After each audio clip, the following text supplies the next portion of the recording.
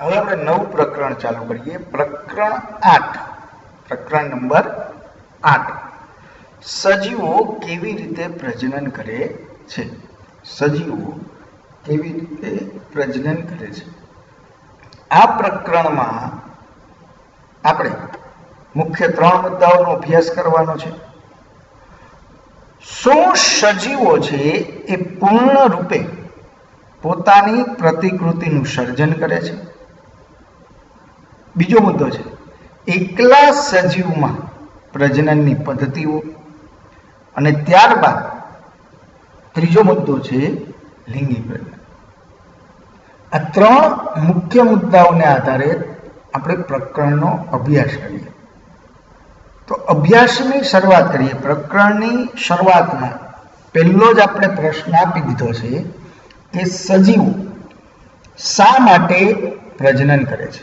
સજીવો શા માટે પ્રજનન કરે છે, અથવા અન્ય સ્વરૂપે પૂછવો હોય પ્રશ્ન તો પ્રજનન આવશ્યક ક્રિયા છે, પરંતુ વ્યક્તિગત સજીવની જીવિતતા માટે નહીં. પ્રજનન છે એ આવશ્યક ક્રિયા છે, પરંતુ વ્યક્તિગત સજીવની જીવિતતા માટે નહીં. સમજો, આ બે માંથી કોઈ પણ રીતે પ્રશ્ન પૂછી શકે. તો જોઈએ જવાબ બાળકો કે સજીવો છે એ પ્રજનન દ્વારા પોતાના જેવા જ નવા બાળ સજીવ, એટલે કે જેને આપણે સંતતિથી ઓળખશું, સંતતિનું નિર્માણ કરે છે. જીવિત રહેવા માટે અનિવાર્ય ક્રિયાઓ જેવી કે પોષણ, શ્વસન, ઉત્સર્જન વગેરેની જેમ પ્રજનન ક્રિયા છે એ જરૂરી નથી. પોષણ, શ્વસન, ઉત્સર્જન આ ક્રિયાઓ કેવી છે બાળકો? કે પોષણ ન મેળવીએ, કે પછી શ્વસનની ક્રિયા ન કરીએ, કે પછી ઉત્સર્જનની ક્રિયા ન કરીએ તો કોઈ પણ સજીવ છે એ જીવંત રહી શકે નહીં. ફરજિયાતપણે પોષણ પણ મેળવવું પડે, શ્વસન પણ કરવું પડે અને ઉત્સર્જનની ક્રિયા પણ કરવી પડે. જ્યારે પ્રજનનની ક્રિયા છે જીવિત રહેવા માટે જરૂરી નથી. જીવિત રહેવા માટે જરૂર નથી. દરેક સજીવ મર્યાદિત જીવનકાળ ધરાવે છે અને દરેક સજીવ છે એ મૃત્યુ પામે છે. આપણે જોઈએ બાળકો કે આપણી એવરેજ સરેરાશ ઉંમર છે 80 વર્ષ છે. સરેરાશ ઉંમર કેટલી છે? 80 વર્ષ. એટલે કોઈ 80 વર્ષ પહેલા વયા જતા હોય અને કોઈ 100-110 વર્ષ સુધી તમે છાપામાં જુઓ જ છો. 100 વર્ષ ઉપરના પણ ઘણા લોકો જીવિત હોય, પણ એક મર્યાદિત જીવનકાળ છે કે ત્યાં સુધી જીવી શકીએ. ત્યારબાદ મૃત્યુ છે એક સામાન્ય પ્રક્રિયા છે. સજીવો પોતાના જીવનકાળ દરમિયાન પ્રજનન દ્વારા પોતાના જેવી સંતતિનું નિર્માણ કરે છે. જીવિત સજીવોમાં આ ક્રમ ચાલુ રહે છે. હવે જુઓ બાળકો, નવી સંતતિ છે એ સજીવ નિર્માણ ન કરે તો પરિસ્થિતિ શું થવાની છે? આપણે મનુષ્યની ચર્ચા કરીએ કે મનુષ્ય દ્વારા નવી સંતતિનું નિર્માણ છે બંધ થઈ જાય તો એક સમય એવો આવે કે પૃથ્વી પરથી મનુષ્ય જાતિ શું થાય? ગાયબ થઈ જાય, નષ્ટ થઈ જાય. ક્લિયર બાળકો? પ્રજનન દ્વારા દરેક જાતિના નવા બાળ સભ્ય ઉમેરાતા રહે છે અને જીવ સાતત્ય જળવાઈ રહે છે. જીવ સાતત્ય શબ્દ થોડોક ભારે છે બાળકો. જીવ સાતત્ય એટલે તો કે પૃથ્વી ઉપર રહેલી આપણે જે કહીએ ને બધી જ જાતિઓના પ્રાણીઓ, એ પ્રાણીઓની આપણે જે કહીએ ને કે લુપ્ત થતી જાતિને જ્યાં સુધી યોગ્ય પ્રક્રિયાઓ ચાલુ છે ત્યાં સુધી તે જાતિ છે લુપ્ત થવાની કોઈ ચિંતા છે નહીં. એટલે જીવ સાતત્ય જળવાઈ રહેવા માટે દરેક જાતિઓનું અસ્તિત્વ રહેવું જરૂરી છે. દરેક જાતિઓનું અસ્તિત્વ રહેવું જરૂરી છે. ચાલો ત્યારબાદ આપણે જોઈએ ટેક્સ્ટબુકનો મુદ્દો છે, શું સજીવો પૂર્ણ રૂપે પોતાની પ્રતિકૃતિનું સર્જન કરે છે? તમને ખ્યાલ જ છે બાળકો, સંપૂર્ણ રીત, પૂર્ણ રૂપે. પૂર્ણ રૂપે એટલે કે 100% મેચ થાય. તમારો ચહેરો છે એ તમારા વાલીઓ સાથે એટલે મમ્મી, પપ્પા, દાદા, દાદી માંથી કોઈ સાથે મળતો હોય, પણ 100% ચહેરો એવો જ હોય એ જરૂરી નથી અને એ શક્ય પણ નથી બાળકો.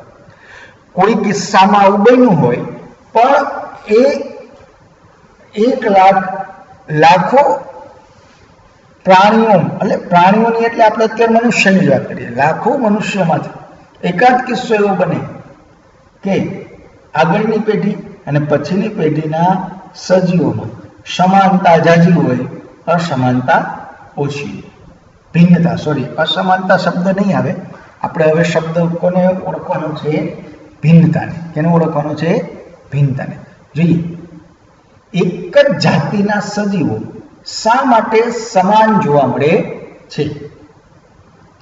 સજીવો એ સિવાયનો એનો જ પ્રશ્ન. સજીવો પ્રજનન દ્વારા કેવી રીતે તેમની આબેહૂબ પ્રતિકૃતિઓ સર્જે છે? આબેહૂબ. તમને સીધો પ્રશ્ન ઉદ્ભવે બાળકો કે અમારે ક્યાં આબેહૂબ છે? સમાન તો દેખાતા નથી. વાલીઓ અને તમારા ચહેરા સમાન દેખાય દીકરાઓ? તો કે ના, પણ એ સમાનતાની અત્યારે ચર્ચા નથી બાળકો. હાથ પગની શરીર રચના આખી જે કંઈ સમાનતા છે એ સમાનતાની ચર્ચા છે. હવે અહીંયા જોઈએ, એક જ જાતિના સજીવો સમાન જોવા મળે છે કારણ કે તેમના શરીરની સંરચના, કદ તેમજ દેખાવ સમાન હોય છે.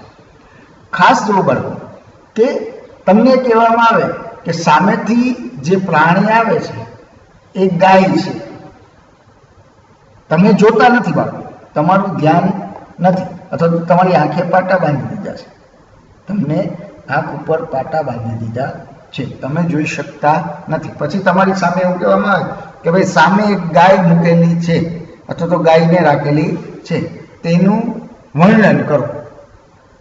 તો તમે વર્ણન કરી શકો છો ને બાળકો, કારણ કે ગાયની કોઈ પણ જાતિને લઈએ તો એના દેખાવમાં શું છે? સમાનતા છે. એના દેખાવમાં શું છે? સમાનતા છે. પ્રજનન આધારભૂત સ્તરે સજીવ સંરચનાની બ્લુપ્રિન્ટ તૈયાર કરવાની ક્રિયા કરે છે. પ્રજનનની ક્રિયા શું કરે છે? તો કે સજીવ સંરચનાની બ્લુપ્રિન્ટ તૈયાર કરવાની ક્રિયા કરે છે. અગાઉના ધોરણોમાં પણ તમને ભણાવી દીધું છે બાળકો, ડીએનએ, રંગસૂત્ર, જનીનો, આ શબ્દ યાદ છે ને બાળકો? હવે તમને સીધો પ્રશ્ન આવશે, આ બ્લુપ્રિન્ટ શું છે? કેની બ્લુપ્રિન્ટ? અત્યાર સુધી તમે કેની બ્લુપ્રિન્ટ જોઈ હોય? તો કે પેપર સ્ટાઇલની બ્લુપ્રિન્ટ જોઈ હોય. કેવો પ્રશ્ન ક્યાંથી પૂછાશે ને કેવો હશે? પણ અહીંયા બ્લુપ્રિન્ટની કોની ચર્ચા છે? તો એ રંગસૂત્રની બ્લુપ્રિન્ટની ચર્ચા છે. કેની ચર્ચા છે? રંગસૂત્રની બ્લુપ્રિન્ટ તૈયાર.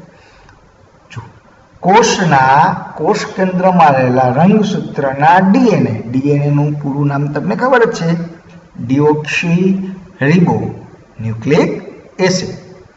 ડીએનએ અણુમાં આનુવંશિક લક્ષણોનો સંદેશો છે. આનુવંશિક લક્ષણો એક પેઢીમાંથી બીજી પેઢીમાં ઉતરી આવવું એને શું કહેવાય? આનુવંશિક ક્રિયા. શું કહેવાય? આનુવંશિકતા. આ ક્યાં રહેલું હોય? તો કે રંગસૂત્રના ડીએનએ ના અણુમાં. આ સંદેશો છે એ પિતૃમાંથી સંતતિમાં આવે છે. હવે અહીંયા પિતૃ શબ્દ વાપરેલો એટલે માત્ર પિતાની ચર્ચા નથી બાળકો, પણ તમારી આગળની પેઢીની ચર્ચા છે. પિતૃ, માતા અને પિતા બંને. કોષ કેન્દ્રમાં રહેલું ડીએનએ, કોષ કેન્દ્રમાં રહેલા ડીએનએ નું કાર્ય શું છે બાળકો? એ પણ આપણને ખ્યાલ છે, પ્રોટીન સંશ્લેષણની સૂચનાનો સ્ત્રોત છે. ડીએનએ છે એ પ્રોટીન સંશ્લેષણની સૂચનાનો સ્ત્રોત છે. કોષમાં ઉત્પન્ન થતા પ્રોટીનના પ્રકાર, કોષમાં ઉત્પન્ન થતા પ્રોટીનના પ્રકાર લક્ષણો માટે જવાબદાર છે. તમારા જે કાંઈ લક્ષણો છે એ લક્ષણો પેઢી દર પેઢી ઉતરી આવેલ છે કે અન્ય છે, એ લક્ષણો છે એનો આધાર તમે જે કાંઈ લક્ષણ છે એના માટે જવાબદાર કોણ છે? તો કે કોષમાં ઉત્પન્ન થતા પ્રોટીન. એક જાતિના સજીવોમાં વિશિષ્ટ ડીએનએ હોય છે અને તે પ્રજનન દ્વારા અનુગામી પેઢીમાં વારસા રૂપે પ્રાપ્ત થાય છે. ડીએનએ પાસે રહેલી માહિતી અનુરૂપ પ્રોટીનનું સંશ્લેષણ થશે. ડીએનએ ક્યાંથી આવ્યું? તો કે આગળની પેઢીમાંથી નવી પેઢીમાં ઉતરી આવ્યું છે. આ ડીએનએમાં આગળની પેઢીમાં જે પ્રોટીનનું નિર્માણ થતું હોય, જે સંશ્લેષણ થતું હોય, તેની માહિતી હોય જ છે એની પાસે, જેને કારણે એ જ પ્રોટીનનું નિર્માણ અહીંયા થવાનું છે, નવા સજીવમાં થવાનું. આથી સજીવો થોડી ભિન્નતાઓ સાથે તેમની આબેહૂબ પ્રતિકૃતિઓનું નિર્માણ કરે છે. જો શબ્દ ફરીથી આવી ગયો, થોડી ભિન્નતા. આપણામાં માત્ર એક જ ભિન્નતા છે, ચહેરા, દેખાવ. તમે જોયું છે બાળકો? લગભગ સમાન ચહેરાઓ તમે તમારા જેવો જ અન્ય કોઈ ચહેરો તમે જોયો ન હોય. જોયો હોય તો સારી બાબત કહેવાય, પણ લગભગ આપણા જેવો ચહેરો આપણને જોવા મળતો નથી. હા, ટ્વિન્સ બાળકો હોય, જોડિયા બાળકો હોય, એના જે ફેસ છે, ચહેરા છે, એમાં સમાનતા વધારે હોય, ભિન્નતાઓ ઘટી. એક તો ઓછી ભિન્નતા છે, એ પણ કેવી થઈ જાય? તો કે એ ભિન્નતા ઘટી જાય. ક્લિયર બાળકો? ચાલો, ત્યારબાદનો પ્રશ્ન છે, કોષ વિભાજન છે એ ફક્ત ડીએનએ પ્રતિકૃતિના સર્જન પૂરતું નથી. કોષ વિભાજન છે એ ફક્ત ડીએનએ પ્રતિકૃતિના સર્જન પૂરતું નથી. શા માટે? અથવા તમને એમ જ પ્રશ્ન પૂછી નાખે, કોષ વિભાજન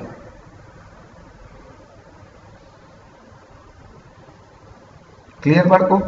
જો કોષીય પ્રજનન એટલે કોષ વિભાજન. કોષીય પ્રજનન એટલે કોષ વિભાજન. પિતૃકોષો વિભાજન પામી બે બાળકોષનું નિર્માણ કરે છે. પ્રજનન ક્રિયામાં ડીએનએ પ્રતિકૃતિનું સર્જન એ મૂળભૂત ઘટના છે. કોષો તેમના ડીએનએ પ્રતિકૃતિના નિર્માણ માટે વિવિધ રાસાયણિક ક્રિયાઓનો ઉપયોગ કરે છે. જ્યારે તમે સાયન્સમાં જશો અને કોષ વિભાજન, કોષ વિભાજનમાં જે અવસ્થાઓ હોય, 4 અવસ્થાઓ, પૂર્વાવસ્થા, ભાજનાવસ્થા, ભાજનોત્તર અવસ્થા, એમાં પણ 2 ભાગ પડે. પૂર્વાવસ્થા 1, પૂર્વાવસ્થા 2, ભાજનાવસ્થા 1, ભાજનાવસ્થા 2, ભાજનોત્તર અવસ્થા 1, ભાજનોત્તર અવસ્થા 2. ક્લિયર બાળકો? આ અવસ્થાઓમાં જ્યારે પરિવર્તન, એટલે કે પૂર્વાવસ્થા 1 પૂરી થઈ અને પૂર્વાવસ્થા 2 શરૂ થતી હોય, પૂર્વાવસ્થા 2 પૂરી થઈ અને ભાજનાવસ્થા ચાલુ થતી હોય, તો એ સમય દરમિયાન રાસાયણિક ક્રિયાઓ થતી. શું થતું હોય બાળકો? રાસાયણિક ક્રિયાઓ થતી. આ પ્રક્રિયાના પરિણામે 2 સમાન ડીએનએ પ્રતિકૃતિનું નિર્માણ થાય છે. કેટલી પ્રતિકૃતિ તૈયાર થાય છે? 2. આ 2 ડીએનએ પ્રતિકૃતિના સર્જનની સાથે બીજી કોષીય સંરચનાઓનું પણ સર્જન થાય છે, એટલે કે અંગિકાઓનું સર્જન થાય છે. અંતે આ 2 ડીએનએ પ્રતિકૃતિઓ તેમની સાથે કોષીય અંગિકાઓને લઈ 2 સમાન બાળકોષમાં અલગ થાય છે. આ રીતે કોષ વિભાજન દ્વારા 2 બાળકોષનું નિર્માણ થાય. તેથી કોષ વિભાજન ફક્ત ડીએનએ પ્રતિકૃતિના સર્જન પૂરતું નથી. કોષ વિભાજન છે ફક્ત, આપણે એવું ન કહી શકીએ કે કોષ વિભાજન છે ફક્ત ડીએનએની પ્રતિકૃતિના સર્જન પૂરતું છે, આવું કહી શકતા નથી. હવે મહત્વનું, આપણે અગાઉ ચર્ચા કરી હતી હમણાં જ, ભિન્નતા શબ્દની. કયા શબ્દની? ભિન્નતા એટલે જુદા, અલગ. તો કોષીય પ્રજનન દરમિયાન ભિન્નતાનો ઉદ્ભવ સમજાવો. કોષીય પ્રજનન દરમિયાન ભિન્નતાનો ઉદ્ભવ સમજાવો. તો આનું એક ઉદાહરણ છે બાળકો, આપણે સામાન્ય રીતે સમજીએ. અહીંયા આપણને જે દર્શાવ્યું છે એવું જ એક ઉદાહરણ છે કે કોઈ જોડિયા બાળકો હોય, ટ્વિન્સ બાળકો હોય, તો ખાસ ધ્યાન રાખજો બાળકો, જોડિયા બાળકો હોય એના ચહેરા શરૂઆતમાં સંપૂર્ણ 100% સામ્યતા ધરાવતા હોય. આપણે જોડિયા બાળકો જેને કહીએ છીએ જુડવા, એની વાત છે. પણ સમય જતા આ ચહેરાઓમાં ભિન્નતાઓ પ્રદર્શિત થાય છે. એટલે કે બંનેના ચહેરા છે એ ઓળખી શકાય એવા થઈ જાય છે. પહેલા શરૂઆતમાં બાળક નાના હોય તો નક્કી ન થાય કે આ વ્યક્તિને બોલાવવો છે તો એ વ્યક્તિ આ બેમાંથી કોણ છે. સામે બંને વ્યક્તિ ઊભા હોય, એમાંથી પહેલા નંબરના વ્યક્તિને નંબર આપ્યો હોય તો કોનો પહેલો નંબર છે ખબર પડે નહીં, કાં તો કે બંનેમાં એટલી સામ્યતા હોય છે.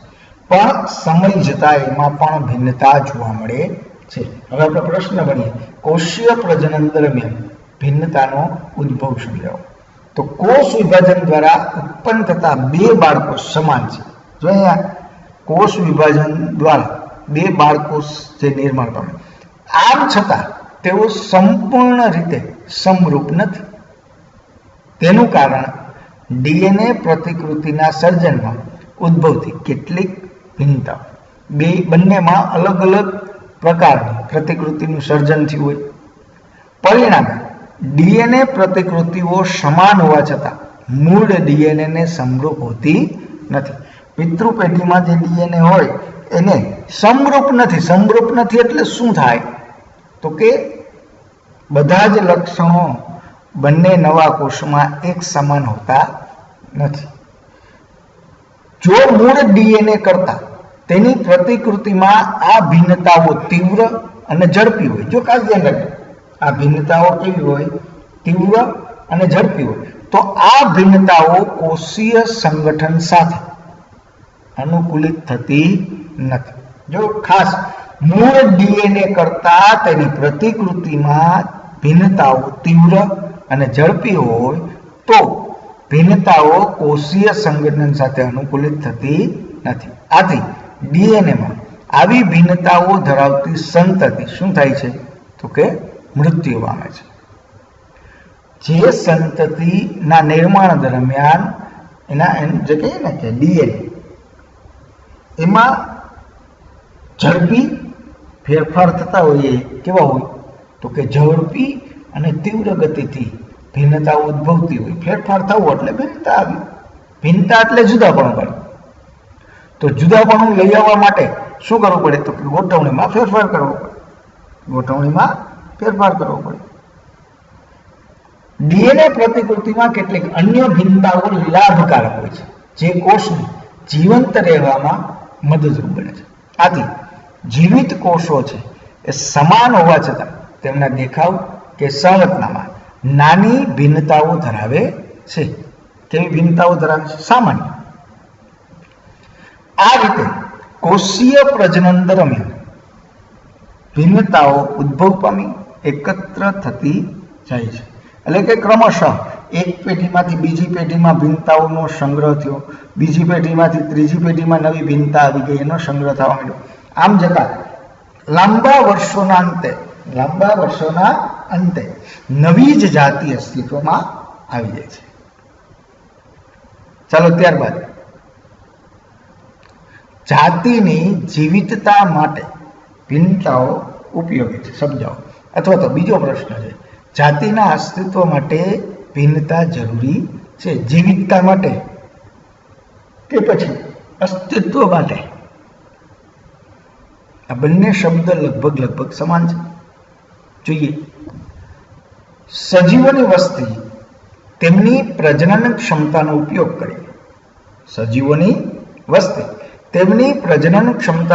કરી નિવસન તંત્રમાં વસવાટ પ્રાપ્ત કરે છે. સજીવની શરીર રચનાના અને બંધારણ જાળવી રાખવા માટે પ્રજનન દરમિયાન ડીએનએ પ્રતિકૃતિનું સાતત્ય ખૂબ મહત્વનું છે. આ બાબત સજીવને તેમના વિશિષ્ટ વસવાટ માટે યોગ્ય બનાવે છે. સજીવ છે ક્યાં વસવાટ કરવાનો છે, કેવા વાતાવરણ, કેવા પર્યાવરણ, કેવી પ્રકૃતિ સાથે એને અનુકૂલન સાધવાનું છે, તે માટે કેનું જરૂરી છે? તો કે ડીએનએનું પ્રતિકૃતિનું સાતત્ય. આમ ચોક્કસ વસવાટમાં કોઈ જાતિની વસ્તીનું સ્થાયિત્વ, ચોક્કસ વસવાટમાં કોઈ જાતિની વસ્તીનું સ્થાયિત્વ પ્રજનન ક્રિયા વડે જાળવી રાખવામાં આવે છે. વસવાટમાં થતા પરિવર્તન કે ફેરફાર સજીવોના નિયંત્રણમાં નથી, આપણા નિયંત્રણમાં છે નહીં. જેમ કે પૃથ્વીના તાપમાનમાં ફેરફાર, પાણીના સ્તરમાં ફેરફાર, ઉલ્કાની અથડામણ કે અન્ય કોઈ રીતે નિવસન તંત્રનું અસંતુલન, આ આપણા હાથમાં છે નહીં.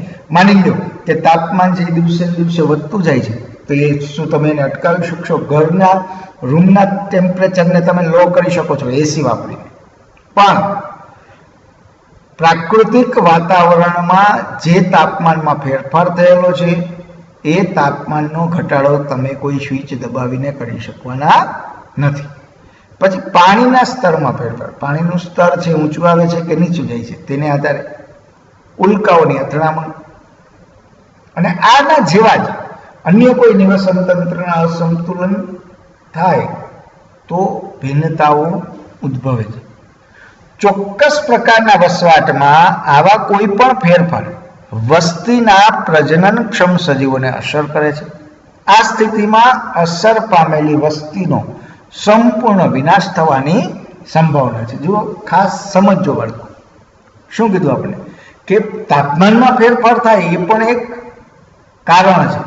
નિવસન તંત્રમાં કોઈ પણ પ્રકારનું અસંતુલન થાય તો જે જાતિઓ છે એ નિવસન તંત્રમાં અસ્તિત્વ ધરાવે છે તેમને જોખમ ઊભું થાય. તેમને શું થાય? તો કે જોખમ ઊભું થાય. આમ છતાં વસ્તીના થોડા સજીવો કે જે ડીએનએમાં ભિન્નતા ધરાવે છે તેની જીવિતતા રહેવાની સંભાવના વધારે છે. આપણે આગળ ઉદાહરણોમાં જોશું બાળકો, ઘણા બધા સારા એવા ઉદાહરણો, એટલે અન્ય પ્રકરણમાં અને પછીના પ્રકરણમાં ખાસ તમારે એ જે ભિન્નતાઓ આવે છે ડીએનએમાં, એને કારણે કેવા ફેરફારો થાય છે એ આપણે જોશું. હવે આ જોઈએ ડીએનએમાં ભિન્નતાઓને કારણે જીવિત રહેવાની સંભાવના જોઈએ. તો જીવાણુ કે એનું બેક્ટેરિયાની વસ્તી શીતોષ્ણ પાણીમાં સામાન્ય તાપમાને જીવંત રહે છે, એટલે વધારે ઠંડુ નહીં, વધારે ગરમ. જો વૈશ્વિક ઉષ્મીયકરણને કારણે ઉષ્મીયકરણ થાય, વૈશ્વિક ઉષ્મીયકરણ થાય તો શું થવાનું છે બાળકો? તો કે પાણીના તાપમાનમાં ફેરફાર થવાનો, તાપમાન વધી જવાનું છે. તો મોટા ભાગના બેક્ટેરિયા છે મૃત્યુ પામે છે. એટલે જ ચોમાસામાં ખાસ ધ્યાન રાખજો, નવા પાણીનો સમાવેશ જ્યારે ડેમમાં થાય છે, વધારે વરસાદ આવે અને ડેમમાં નવું પાણી આવે છે ત્યારે ખાસ તમારે કઈ કાળજી રાખવાની છે બાળકો? તો કે પાણી છે એ ઉકાળીને પીવું. પાણીને ઉકાળવું બાળકો, ગરમ નથી કરવાનું. પરંતુ કેટલાક તાપમાન પ્રતિરોધી, હવે જો બેક્ટેરિયા જે ઓલા વધારે તાપમાનને કારણે મૃત્યુ પામી જાય છે, પણ કેટલાક એવા બેક્ટેરિયા હોય છે કે જે તાપમાન પ્રતિરોધી ક્ષમતા ધરાવતા પરિવર્તક જીવાણુ જીવિત રહે, વૃદ્ધિ પામે છે અને નવી જાતિ અસ્તિત્વમાં આવે છે. એના જેવી જ બીજી જાતિ. આથી જાતિની જીવિતતા માટે ભિન્નતાઓ ઉપયોગી છે. આ બાળકો તમે જોયું હશે, ઉદાહરણ બીજું પણ છે. આપણે મચ્છર ભગાડવા માટે ઓડોમસ છે કે પછી કછુઆ છાપ છે, એના ઓલા લિક્વિડની બોટલો આવે છે, એ આપણે પ્લગ ઇન કરી અને ચાલુ કરીએ છીએ, જે મચ્છર ભગાડવામાં મદદરૂપ થાય. પણ તમે જોશો કે ઘણી વખત એ મશીન ચાલુ હોય, એની અંદર રહેલા પાત્રમાં દવા પણ હોય, એનું કેમિકલ પણ હોય અને મશીન ચાલુ પણ હોય, તો પણ મચ્છર ભાગતા નથી, ત્યાં ઉપર જઈને બેઠા હોય. એ પ્રતિરોધી સજીવો છે. કેવા છે? પ્રતિરોધી સજીવો. ચાલો, હવે ત્યારબાદનો આપણો પ્રશ્ન છે, નવો મુદ્દો ટેક્સ્ટ બુકનો ચાલુ થાય છે. એકલા સજીવમાં પ્રજનનની પદ્ધતિઓ. એકલા સજીવમાં પ્રજનનની પદ્ધતિઓ. તો આપણે ઈસ્ટ અને મોલ્ડની ઉપર જોઈએ કે ઈસ્ટ અને મોલ્ડની વૃદ્ધિની તુલના કરો. ઈસ્ટ અને મોલ્ડની વૃદ્ધિની તુલના કરો. તો જોઈએ, ઈસ્ટ છે એ ફૂગનો જ એક પ્રકાર છે અને તે એક કોષ સ્વરૂપે વૃદ્ધિ પામે છે. કેવા સ્વરૂપે વૃદ્ધિ પામે છે? એક કોષ સ્વરૂપે. મોલ્ડ પણ ફૂગત છે, પણ તે બહુકોષીય તંતુમય રચના સ્વરૂપે વૃદ્ધિ પામે છે. આથી તેને શું નામ આપી દીધું? કવક જાળ. શું નામ આપ્યું છે? કવક જાળ.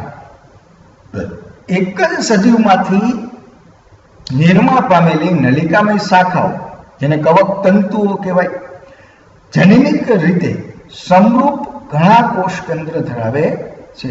જનનિક રીતે ઘણા જ કોષ કેન્દ્ર પણ કેવા? સમરૂપ ધરાવે છે. ઈસ્ટમાં કલિકા સર્જન પદ્ધતિથી પ્રજનન થાય છે.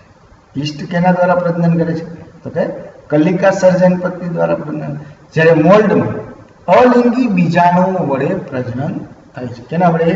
તો કે અલિંગી બીજાણુ. હવે આ કલિકા સર્જન અને બીજાણુ, આ બીજાણુ શબ્દ ખાસ સમજવાનો છે બાળકો. જોઈએ, ભાજન એટલે શું? આપણે જે ચર્ચા કરીએ ને કે એક જ સજીવ હોય એ કેવી રીતે પ્રજનન કરે, તો અત્યારે પ્રશ્ન મુદ્દાઓ એ ચાલે છે. ભાજન એટલે શું? ભાજનના વિવિધ પ્રકારો સમજાવો. અન્ય રીતે કઈ રીતે પ્રશ્ન પૂછી શકે? તો કે એક કોષી સજીવોમાં અલિંગી પ્રજનનની સૌથી સરળ પદ્ધતિઓ સમજાવો. અલિંગી પ્રજનનની સૌથી સરળ પદ્ધતિઓ સમજાવો. તો જોઈએ, એક કોષી સજીવો કોષ વિભાજન દ્વારા નવા સજીવનું નિર્માણ કરે છે. કોષ વિભાજનની આ પ્રજનન ક્રિયાને ભાજન કહેવાય છે. જીવાણુઓ અને પ્રજીવો જેવા એક કોષી સજીવોમાં અલિંગી પ્રજનનની સૌથી સરળ પદ્ધતિ ભાજન છે. ભાજનની અનેક રીતો જોવા મળે છે. ભાજનના પ્રકારોમાં દ્વિભાજન અને બહુભાજન. દ્વિભાજન એટલે તો કે એકમાંથી બે થવું, અને બહુભાજન એટલે તો કે એકમાંથી ઝાઝા બધા સ્વરૂપ ધારણ કરવા, ઝાઝા બધા સજીવો નિર્માણ કરવા. હવેમાં પેલા આપણે દ્વિભાજન જોઈ લઈએ. તો દ્વિભાજનનું તમને અહીંયા આકૃતિ સાથે ઉદાહરણ આપેલું છે. કેની સાથે આપેલું છે? આકૃતિ સાથે. એક અમીબામાં દર્શાવેલું છે અને બીજું લેશમાનિયામાં દ્વિભાજન સમજાવેલું છે. ક્લિયર? પર જોઈએ, ઘણા જીવાણુઓ અને પ્રજીવો કોષ વિભાજન દ્વારા બે સરખા ભાગોમાં વિભાજિત થાય છે. અમીબામાં કોષ વિભાજન કોઈ પણ સમતલમાં થઈ શકે છે. કોષ વિભાજનની ક્રિયા કોઈ પણ સમતલમાં થઈ શકે. કેટલાક કોષી સજીવોમાં શારીરિક સંરચના અલગ હોય છે. ઉદાહરણ તરીકે કાલા અઝાર રોગના રોગકારક લેશમાનિયા. આ લેશમાનિયા છે, આ લેશમાનિયાથી કાલા અઝાર નામનો રોગ થાય છે. શું થાય છે? કાલા અઝાર નામનો રોગ થાય છે. આ કોષના એક છેડો ચાબુક જેવી સૂક્ષ્મ રચના ધરાવે છે. આ રચનાને અનુરૂપ લેશમાનિયા, આ રચનાને અનુરૂપ એથી જો શું થયું તો કે દ્વિભાજન થયું. ચોક્કસ આયામ તલમાં દ્વિભાજન પામે છે. કેની મદદથી? તો કે ચાબુક જેવી જે પૂંછડીની રચના હોય એની મદદથી. ચાલો, ત્યારબાદ છે બહુભાજન. બહુભાજન મેલેરિયાના પરોપજીવી પ્રજીવ, મેલેરિયા માટે જે જવાબદાર છે પ્રજીવ પ્લાઝ્મોડિયમ એક સાથે અનેક સંતતિ કે બાળકોષોમાં વિભાજિત થાય છે. જુઓ તમે અહીંયા આકૃતિમાં દર્શાવેલું છે. એક જ કોષમાંથી ઝાઝા બધા કોષો એક સાથે નિર્માણ પામે છે. તેને શું કહીએ છીએ? બહુભાજન. દ્વિભાજન એટલે તો કે એક કોષમાંથી બે નવા કોષ સર્જાવા, અને બહુભાજન એટલે તો કે એક કોષમાંથી અનેક કોષોનું સર્જન થવું. એને શું કહેવાય? તો કે બહુભાજન કહેવાય. ક્લિયર બાળકો? આજ માટે આપણે આટલું જ રાખીએ છીએ.